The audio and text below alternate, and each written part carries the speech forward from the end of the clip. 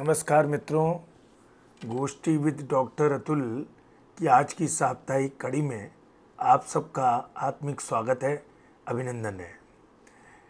आज हम जिस व्यंग्यकार की चर्चा करने जा रहे हैं उनका नाम व्यंग्य जगत में किसी परिचय का मोहताज नहीं है। वे हैं खंडवा मध्य प्रदेश किशोर कुमार की धरती से श्री कैलाश मंडलेकर जी। कैलाश मंडलेकर जी पिछले 40 वर्षों से व्यंग्य लेखन के क्षेत्र में लगातार काम कर रहे हैं और इसके अतिरिक्त उनकी कई पुस्तकें प्रकाशित हो चुकी हैं।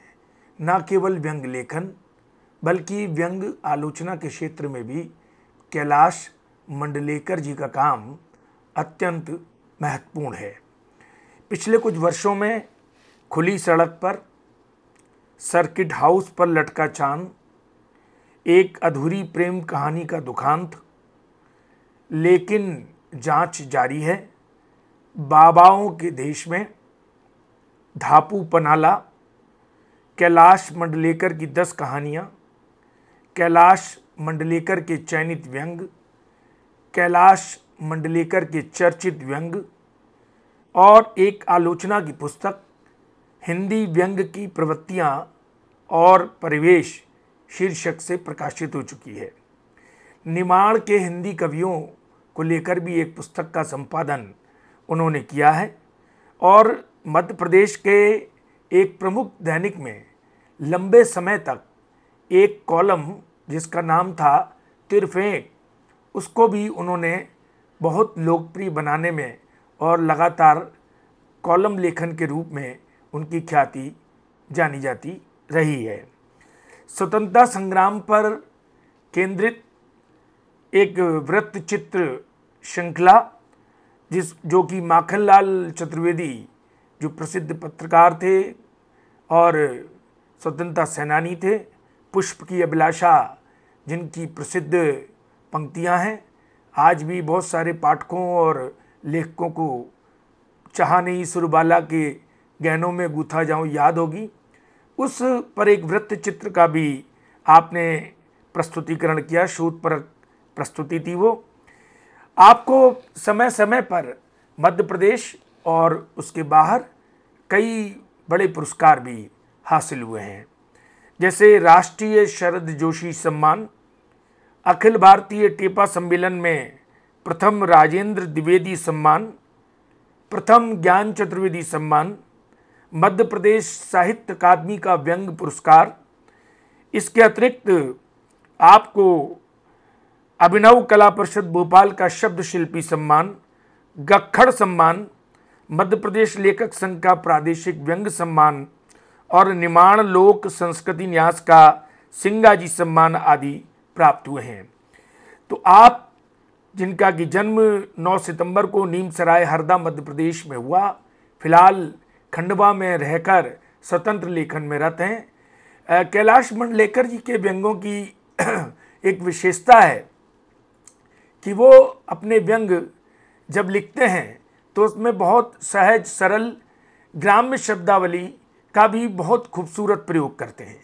आपके व्यंग्यों में एक तरीके के जीवन के और ग्राम्य जीवन के चित्र, लोक संस्कृति के दृश्य प्रस्तुत होते हैं। आपकी जो विटिनेस है, आपकी जो विसंगतियों को पकड़ने की दृष्टि है, वो अद्भुत है और व्यंग्य पढ़ते समय पाठक को लगता ही नहीं है कि वो व्यंग्य पढ़ रहा है या कोई चलचित्र अपने सामने गुजरता हुआ देख रहा है। तो आइए चलिए सुनते हैं कैलाश मंडलेकर जी को, उनके एक व्यंग्य पाठ को। चलिए, प्रस्तुत है कैलाश मंडलेकर जी का व्यंग्य पाठ। एक व्यंग्य प्रस्तुत है जिसका शीर्षक है घर आजा घिर आए बदरा सांवरिया। बरसात का एक चित्र है और उसमें इन दिनों वो सामयिक भी है, इसलिए ये रचना मैं पढ़ रहा हूं, सुनिए। मामला संगीन है,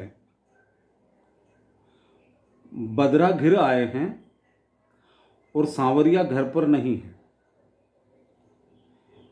गीत के मुखड़े में जिस सांवरिया को बुलाया जा रहा है वह कोई सरकारी दफ्तर का मुलाजिम नहीं है जो बिना रेनकोट या छतरी के बाजार चला गया है और भरी बरसात में किसी पेड़ के नीचे मवेशियों की तरह खड़ा भीग रहा है। नहीं नहीं, वह तो अनगिनत सपनों और मनोकामनाओं का नायक है। अरुण बाबू बताते हैं कि गुरु, ये पोएट्री है, पोएट्री। बादल को जब बदरा कहा जाए तो समझ जाना चाहिए कि वो फिर बादल नहीं रहा, कुछ और हो गया। मैंने कहा क्या हो गया? अरुण बाबू बोले रहता तो तब भी बादल ही है, पर बरसता है तो यहां तक। यहां मतलब उन्होंने मेरे सीने पर उंगली रखकर बताया कि यहां तक भिगो जाता है। अरुण बाबू ने कहा कि गाने में जो फील है, जो एहसास है, वहां तक नहीं पहुंचोगे तो कुछ भी पल्ले नहीं पड़ेगा। तुम लोग यही तो नहीं समझते कि चमके बिजुरिया में जो बिजली चमक रही है वो कोई एमपीईबी वाली बिजली नहीं है जिसके बिलों तक से करंट लगता है। ये वो बिजली है जो चमकती आकाश में है। और अरुण बाबू ने दोबारा मेरे सीने पर उंगली गड़ाकर कहा कि कसक यहां तक होती है। हम लोग हल्की बूंदाबांदी के बीच पीपल के पेड़ के नीचे खड़े सिके हुए भुट्टे खा रहे थे। भुट्टे वाला सबका साथ सबका विकास का समर्थक जैसा लग रहा था। उसके चेहरे की हंसी बता रही थी कि वो भुट्टे सेकने जैसे सीजनल धंधे को किसी बड़े उद्योग में तब्दील करने के खोखले आशावाद से प्रेरित है। रिमझिम बरसात, शाम का धुंधलका, ठेले पर रखे रेडियो से बजता हुआ घर आजा घिर आए बदरा तथा सिगड़ी से उठता हुआ धुएं का बादल, ये सारी चीजें मिलकर एक सिनेमा की तरह स्पेशल इफेक्ट दे रही थी। अरुण बाबू गीत की रागनी में खोए हुए नए जमाने के पॉप म्यूजिक वालों को लानतें दे रहे थे, जिन्होंने हिंदी सिनेमा के पारंपरिक मधुर संगीत और पोएट्री का कबाड़ा कर डाला। अरुण बाबू कह रहे थे कि यह राग मालगुंजी है, समझे? लता जी की आवाज में जो बिरहिन की फील है उसे तुम नहीं समझोगे। मैं चुप रहा। कहने लगे, राग मालगुंजी बहुत मीठा राग है जो बागेश्वरी से मिलता जुलता है। आरोह में शुद्ध गंधार लगाने से यह बागेश्वरी से अलग हो जाता है और अवरोह में कोमल गंधार का प्रयोग किया जाता है। मैंने उन्हें चिढ़ाने के अंदाज में कहा कि जब मामला इतना ही संगीन है तो थोड़ा सांवरिया को भी सोचना चाहिए, वह घर से बाहर जाता क्यों है? मैंने कहा, गुरु, सारा दोष नई पीढ़ी का नहीं है, कुछ गलती सांवरिया की भी है जो घर वालों को अफगानिस्तान की बताकर जाता है और लाहौर निकल जाता है। भला इस भरी बरसात में रवांडा युगांडा होते हुए साउथ अफ्रीका के सैर सपाटे की क्या जरूरत है? थोड़ा घर की भी तो चिंता होना चाहिए। मुझे तो लगता है वह बिरहिन की टेर से वापस लौटने वाला नहीं है। अरुण बाबू मेरी तरफ घूर कर देख रहे थे। उनका भुट्टा खत्म हो गया था। धन्यवाद। उम्मीद है मित्रों कि आपको कैलाश मंडलेकर जी का व्यंग पाठ अवश्य पसंद आया होगा। ऐसी ही सामग्री को देखने, सुनने और उसका आनंद लेने के लिए गोष्ठी विद डॉक्टर अतुल चैनल को सब्सक्राइब करें, लाइक करें और मित्रों के बीच शेयर करें। नमस्कार।